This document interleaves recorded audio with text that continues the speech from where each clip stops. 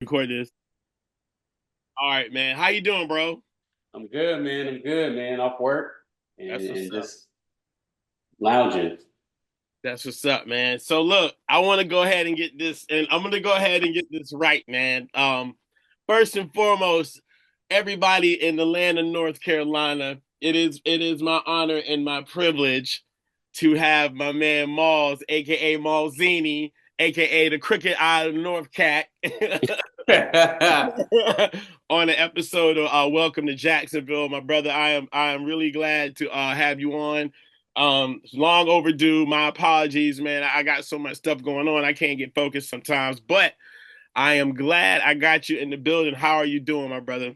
I'm glad to be here, man. I'm good, man. I'm good, man. Talking with the homie, you know what I'm saying? The first NC rap guest on the show. I'm feeling Yes, honored sir. right now. Yes, sir. Yes, sir, man. So, hey, what you been up to, man? How you been? Everything good?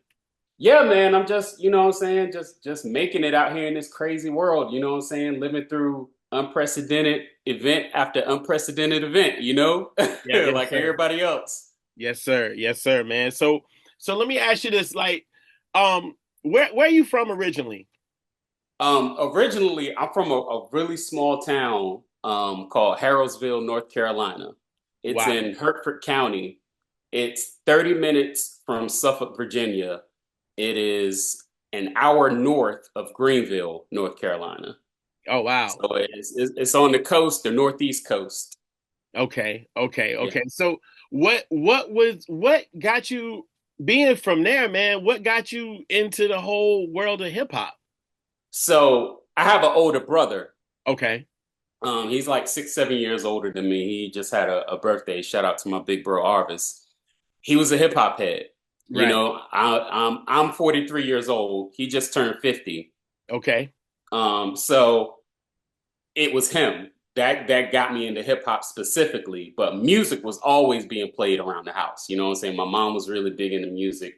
My brother put me on to just all kinds of stuff. And you know, when I'm talking with other guys my age, I had to realize that like I had an older brother who put me on to stuff earlier than when they kind of got into hip hop. So like when they're going back and like, yeah, you know, I first, you know, like my man Precise, you know, he says it was DITC that really got him locked in with rap music and hip hop. And right. I'm like, it was like Houdini and the Fat Boys and what was his name? Sean Brown rapping Duke. Like when Biggie said Yeah, that line, I remembered rapping Duke. You know what I'm saying? Like yeah, Tit Willow. You know, like yeah. I remembered those songs. Like my brother would play those songs all the time. Um, and some songs, just because of this was back in the days when it was like on the radio, they would proudly say, you know, no rap music, you know? Right. So, and it was only a couple of artists out. So songs had a way longer shelf life back then. So I would hear something, you know, that may have been dropped in like 82. Right. And to me, it's still new, you know? Right. So like the Grandmaster Flash and Furious Five stuff, all that stuff, like, um, it was my older brother, man. Like he kept those jams playing. That's what's up, man. Yeah. Um, so let me ask you this. What was your first show? Like what was the first hip hop show you think you remember that you ever seen? That I ever seen. Yeah, that you ever seen So live. so again, being from a small town, even though we were very close to the whole Tidewater area of Virginia 757, Norfolk, Newport News, and stuff like that, we were poor, like Right. free lunch poor. So I never went to a rap show until I got into college. Okay. Um, and my first show was I can't remember if it was either one of three shows. Okay. It was either the Beatnuts came to ECU for their Barefoot on the Mall, um, or I think it might have been that. Actually, it was that. It was the Beatnuts. Yeah. It was the Beatnuts came to East Carolina University, where I went to school, has a annual event that they throw called Barefoot on the Mall. They have musical acts. They have just fun shit for kids to just do. I say kids like we're children, but you know, for the I for know the what you're saying. students, you know, I mean, they're kids to me, you know. Right. Right. But for the students to do on campus and stuff, and they brought Beat Nuts down, and that was like, I think that was my first time seeing like a rap show in Right. person. This was what, maybe sophomore, junior year. So I was like 19, 20, something like that. Mm, damn. Well, like, that's one group, in my personal opinion, man, that people never, ever, ever give flowers to. And it's crazy because even if people don't know Beat Nuts, they know Beat Nuts. Right. You know, like Beat Nuts is connected. No matter who your favorite rap group from the '90s is, Beat Nuts is connected with them. You know, Beat That's Nuts is kind facts. of, sort of a member of Native Tongues. You know, Yeah. like and like yeah, just the beats, the rhymes, just the iconic songs. Like, Right. come on, man! Like, and my favorite back in the day, one of my favorite MCs was Grand Puba. And when I heard "Are You Ready," Yeah. that with Grand Puba and that beat, doo doo doo doo, like, oh my god, Hey, man! yo, Like, son, for years and years, bro, I've looked for that instrumental. it is, man. Yes, I yes, I love that. Is one of my favorite Beat Nuts beats. That beat is crazy. And the reason why I think like the beat nuts are so influential, man. Not only were they dope producers, they could spit, Yes, absolutely. especially when it was all three of them. Yeah, right, right, right, right. See, people forget about fashion. Mm-hmm. Yep. Cool ass fash. Last fashion. So like what are you listening to now? Shit, man. If we're just keeping it rap music, Right, let's um, keep it rap music.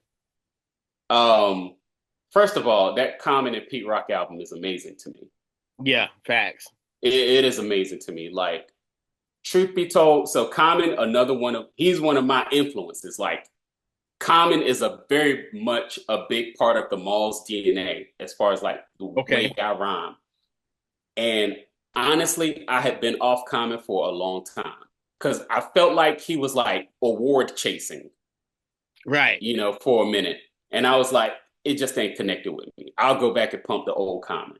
Right. This felt like the old Common, but like it's not necessarily the old Common, but Common getting back to what made us love him.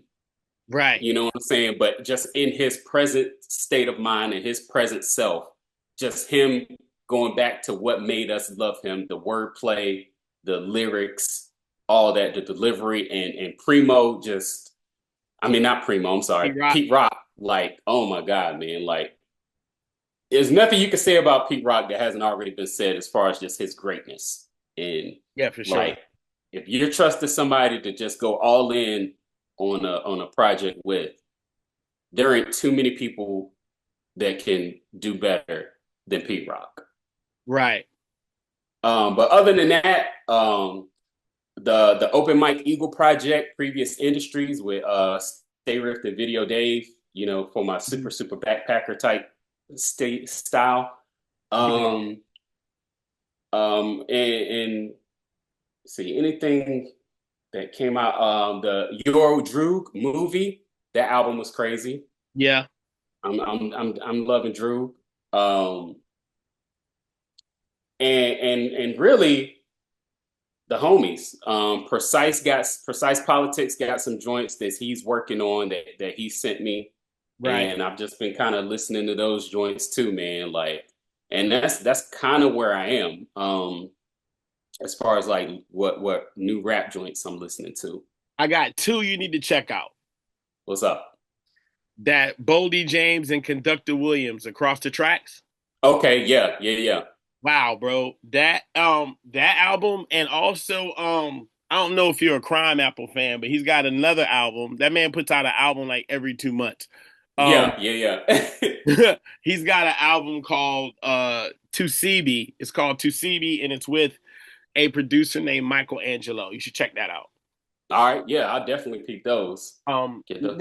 Look, now speaking of new material, right? I wanted to ask you this, especially because not only are you a rapper, dope rapper, you're a dope lyricist as well. So, um, how do you feel like right now? And it's not one of those corny ass like, how do you feel about the present day of state of hip hop?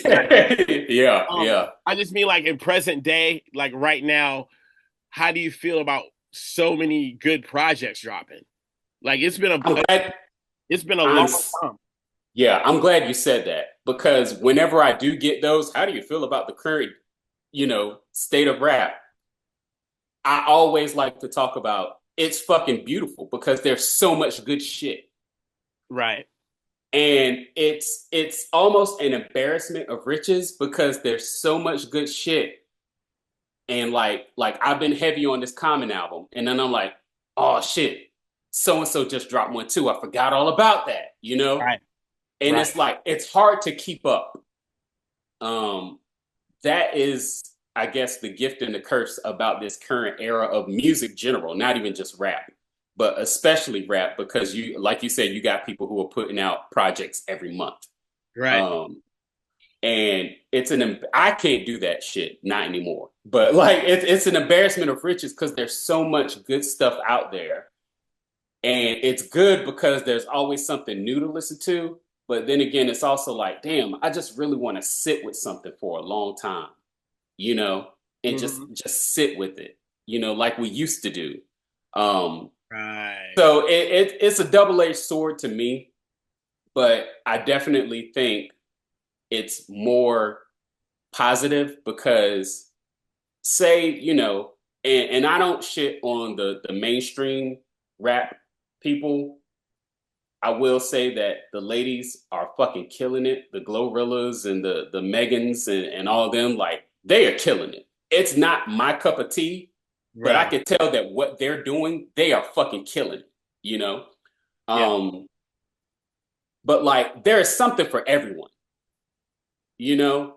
Like no matter what you like, no matter what type of groove, what type of frequencies, what type of sounds move you, there is a lot of people doing that type of music that you can just get into and dive into and just have a field day with.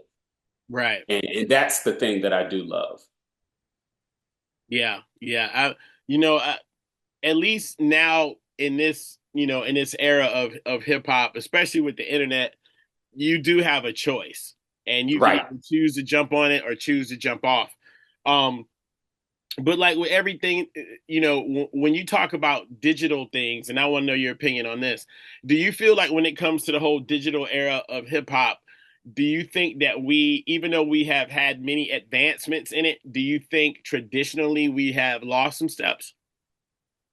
I do think we've lost some steps. I I think that the digital era is great for artists like you and I Hmm. because we don't need anyone to tell us that we can rap. Right.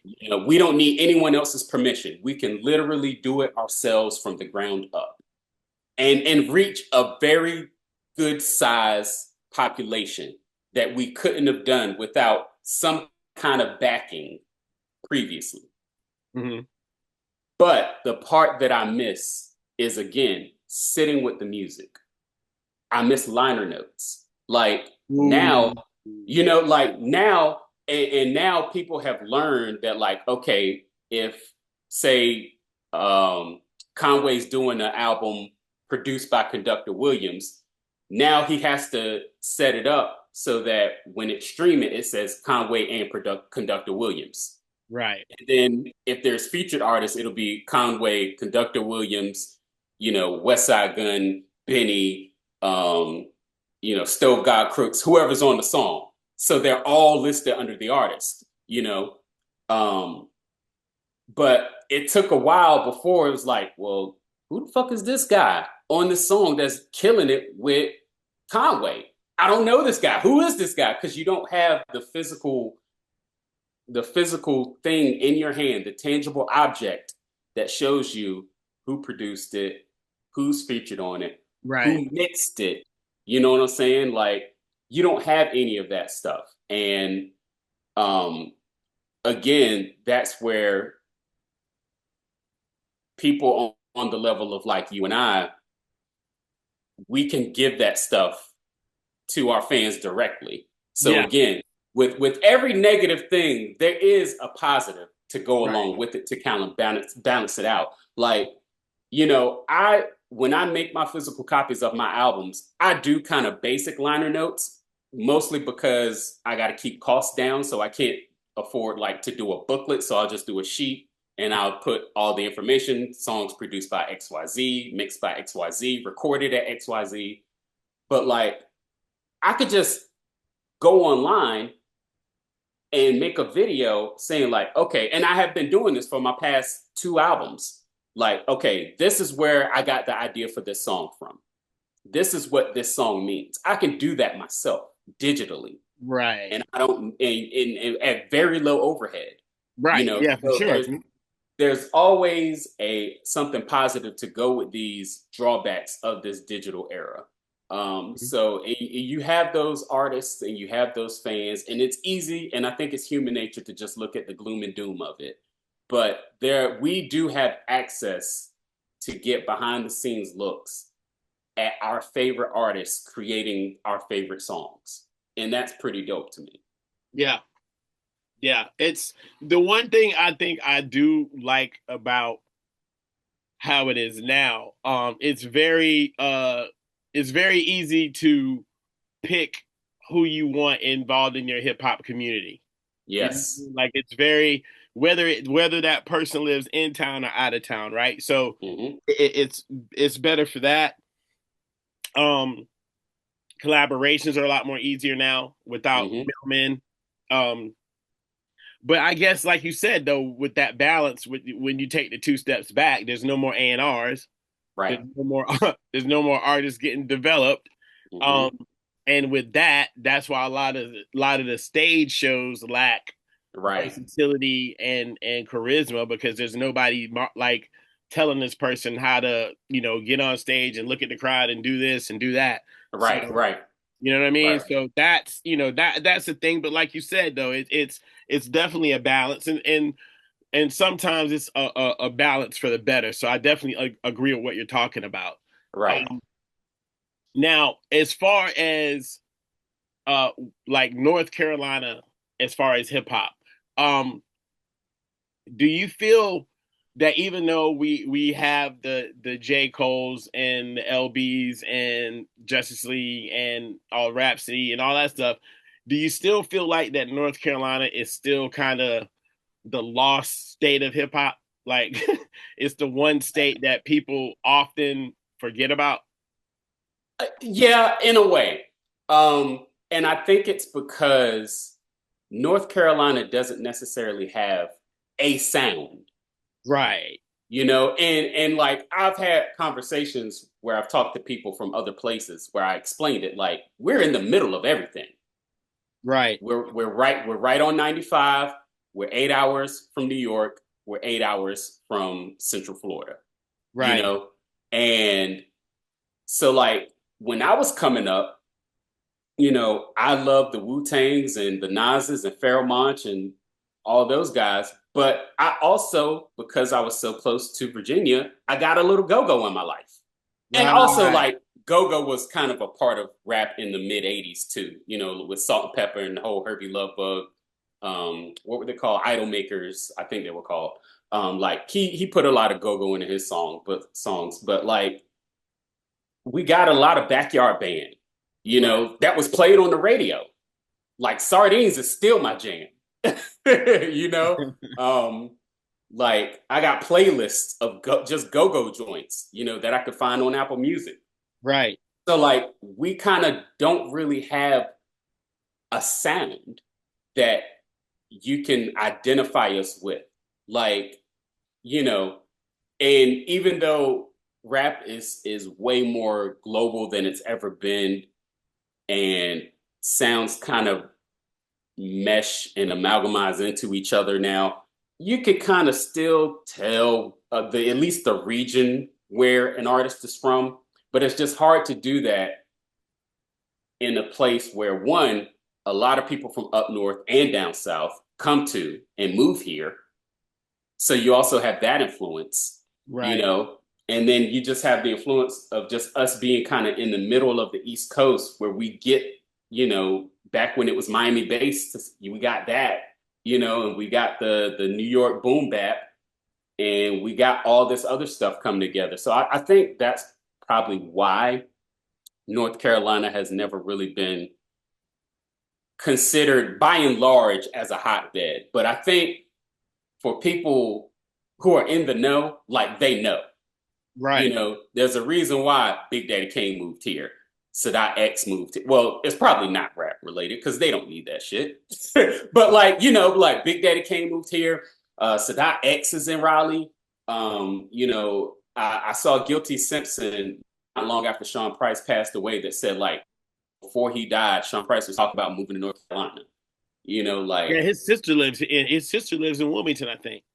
Yeah, see, I didn't even know that, That's right? So yeah, like, that's why they're always down here all the time. yeah, so I think that like people kind of in the rap music industry kind of know North Carolina got some shit, Right. but by and large, probably your average fan just doesn't know. Yeah, the casual rap fan, all they know is J. Cole. Right, right, right. Yeah. Yeah. I kind of always felt that, especially, uh moving from Georgia to here, I always kind of felt that North Carolina was kind of like you said, just kind of stuck out there. Mhm. But I also felt like Wilmington was like that too. Yeah, I feel like everybody knows about Wilmington, and it might be just based on the whole movie thing. yeah, But I also think that people also forget about the talent that not only the talent that's here, but the talent that's rolled through here. Like we've had right. some pretty amazing talent, like such as yourself and like the rest of the squads from all over Yeah, North yeah. Carolina has come through here. At some point, and it's funny too, now that you think about it, man, at some point, uh the superstars from the CAC have somehow stumbled through Wilmington at some point. Yeah, yeah. I mean, especially when you think back, back when the soapbox I was just about to was say, there. Like that was a major spot. And for a long time, even now, if I think about it, the soapbox was probably my favorite venue.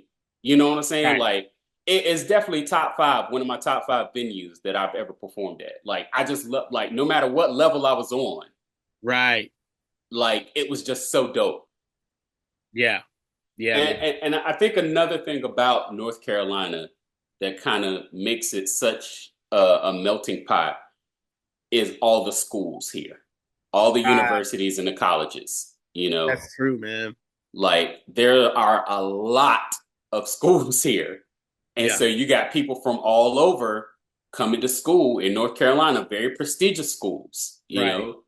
And I think that definitely helps as far as the how the rap scene here is, the hip hop scene, and just music in general. Right, right.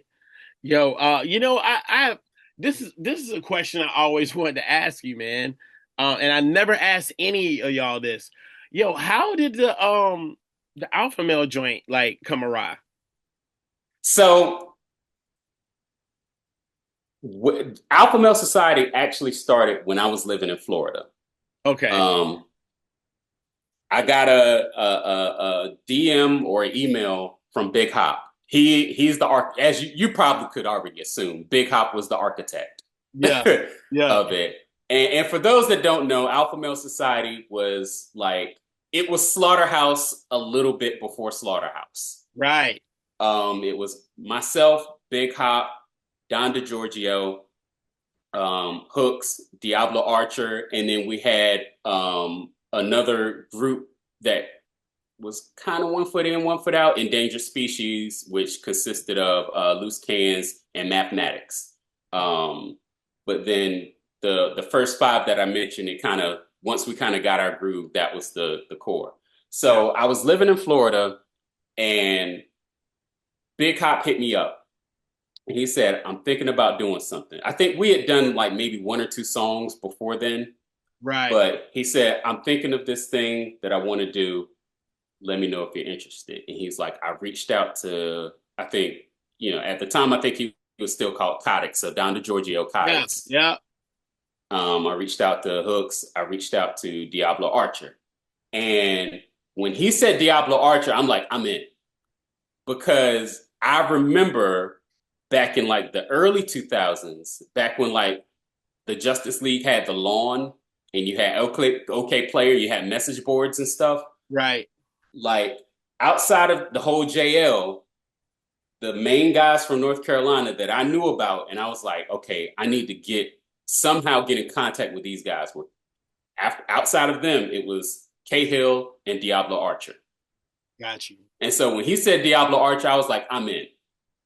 And so a little while later, I moved back to North Carolina, and we had the seven of us, and we didn't really have any material. And so again, this is all Big Hop did so much work, and I owe that man a lot just for me still having a rap career even today.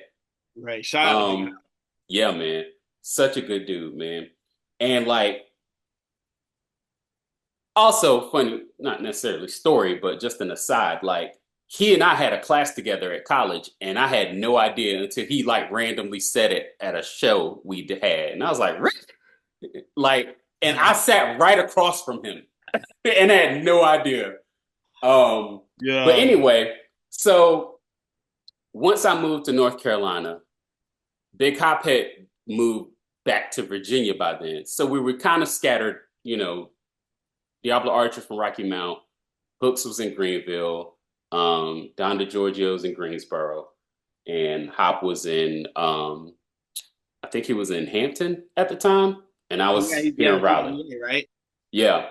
And so like we put out a mixtape, and it was basically like, all right, each of us are gonna put like a song or two of ours, and we're just gonna put it together, and boom, this is who we are.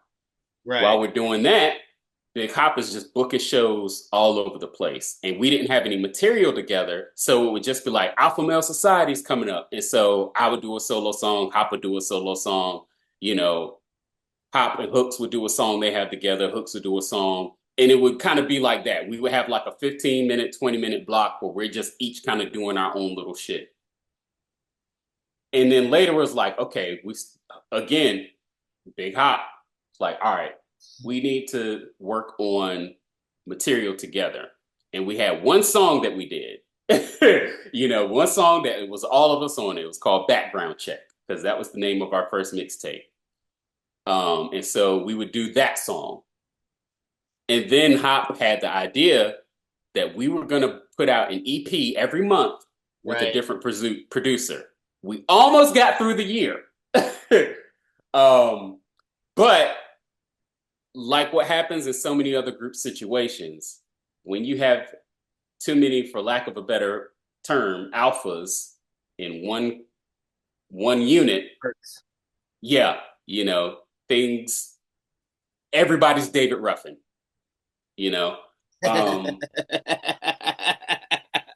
that's what it is. I'm David Ruffin, and these are my temptations, like ain't nobody come to see you, Otis. Right.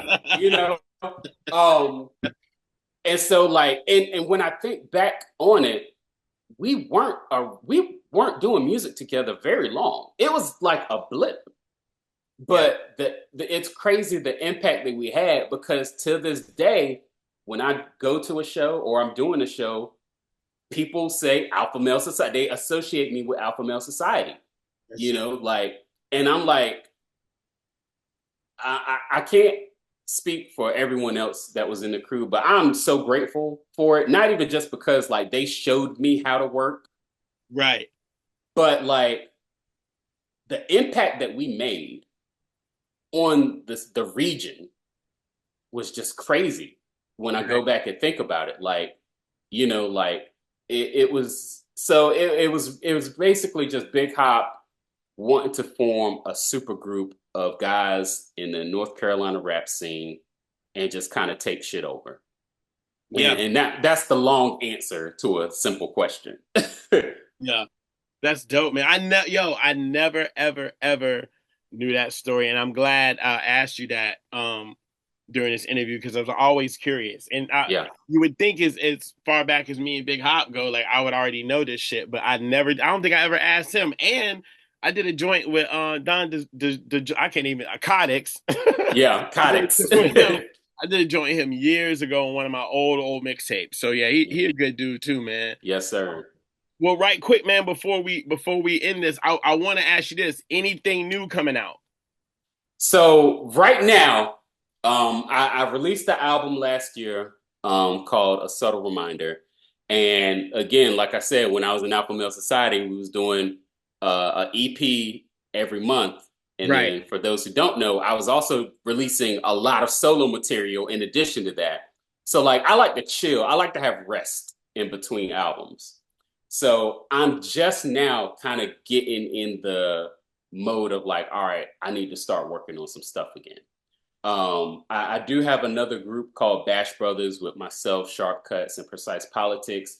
We recorded like 6 or 7 joints a few months back that we just kind of got in the stash. Mm-hmm. So at any point in time, Sharp could throw up the bash symbol and we can all, kind of connect and start working on that together. But as far as solo material, I'm just kind of getting in the groove of like, all right, let me start to kind of work on some more solo material now. That's what's Um, yeah, I do. I don't. I haven't formulated a plan for it, but I have considered releasing a compilation of failed collaborations. that's dope. Yeah, I like that. From throughout the years of collabs that either just never came out, or even if they did come out, I never knew they came out. And I'm like, nah, this verse is good, man. Somebody needs to hear this. So like, and it's not even gonna be like me re-recording it, like it's gonna be as it was, so it's just gonna be a little something. I haven't really figured out like the game plan that I'm gonna do with that, but I definitely want to do that and have something new to go along with it. So it might be a little while before that actually gets released. But yeah, man, that's pretty much it. I'm kind of get into that rap beast mode again. Good, man. Good. We are definitely ready uh for you to go ahead and Johnny Storm and flame on with Yeah, that. yeah, You know yeah. what I'm saying? Um Absolutely. but yo, let everybody know out there, man, where they could check out your music, your contacts, all that. Um, any of your streaming choices, Mallz, Mallz. I would prefer that Apple Music or Tidal Love since they pay the most per stream. Okay. Um, and if we're being real, you should really go to malls.bandcamp.com. That way you can get it straight from the source. Mm, I do still have physical copies of albums available, so you can get your shop on. You can listen to stuff, you can stream stuff, you can buy stuff. Um, that's where you can find the music. Social media wise, I'm on Twitter. I'm not calling it X. At right. Mallz, Mallz. I'm on Instagram at Malzini, Mallzini. Um, I have a TikTok, but I mostly just use it to look at dumb shit. But that's also Mallzini. But yeah, man, I'm out here. I'm out here in these digital streets, man. That's what's up, man. Man, I appreciate you, man. Like I said, I just wanted to, do a little short interview, man. I didn't want to take up too much of your time. I know you are a man of expansion and you are a man that is busy, so Hey, I appreciate it, man. I man, I appreciate it. I always got appreciate it, time man. for you, brother. Yeah, no doubt, man. Hey, look, and also too, man. I'm gonna have to. I'm gonna definitely talk to you offline. But yo, we love to get you back down here. For sure, man. And I love coming to Wilmington. So Yeah, yeah, man. just We let me know. definitely. Yeah, we got. It's been too long since you've been here, man. We gotta get you back down here. For sure. All right, man. Well, man, I appreciate it, man. I hope you have a wonderful evening, man. Yo, it's my man Mallz, aka Malzini, aka the Crooked Eye, North Carolina. Okay, make sure y'all show this man some love, man. And thank you for stopping by. Welcome to Jacksonville. I appreciate you, my brother. No doubt. Peace. Peace.